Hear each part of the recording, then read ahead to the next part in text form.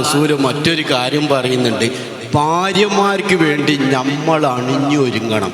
നമുക്ക് സാധാരണ പറയാനുള്ള കംപ്ലൈൻ്റ് എന്താ?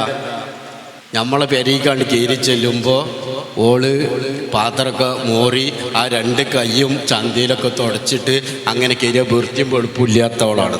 നമ്മൾ രാവിലെ പെരയുന്ന തുണിയും കുപ്പായൊക്കെ മാറ്റി കുളിച്ചിറങ്ങിയിട്ടുണ്ടാവും. എന്നിട്ട് മാർക്കറ്റും അങ്ങാടിയുമുള്ള സ്ഥലങ്ങളും മീറ്റിങ്ങും ഒക്കെ കറങ്ങിയിട്ട് വേറെ തുടച്ചിട്ടാണ് പെരയ്ക്ക് കയറി ചെല്ലുക. എന്നിട്ട് നമ്മൾ ഭാര്യമാരെ പറ്റി പറയും പെരയ്ക്ക് കയറി ചെന്നപ്പോൾ വൃത്തിയുണ്ട്.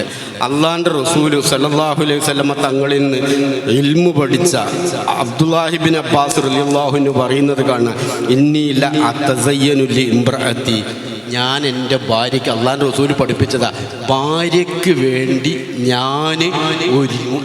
ഏതുപോലെ കമാ ഉഹിബു അൻ തതസയ്യനലി, എനിക്ക് ഭാര്യ എനിക്ക് വേണ്ടി കുളിക്കുക, എനിക്ക് വേണ്ടി അത്തറ് പൂശുന്നത് പോലെ ഭാര്യയ്ക്ക് വേണ്ടിയിട്ട് ഞാനും ചെയ്യാറുണ്ടായിരുന്നു.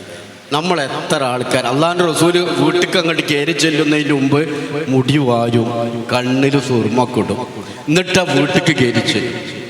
നമ്മൾ നേരെ മറിച്ച രാവിലെ അത് തുണിയും കുപ്പായം മാറ്റി കുളിച്ച് ഒരുങ്ങി താടി നന്നാക്കിയിട്ട് കയറും.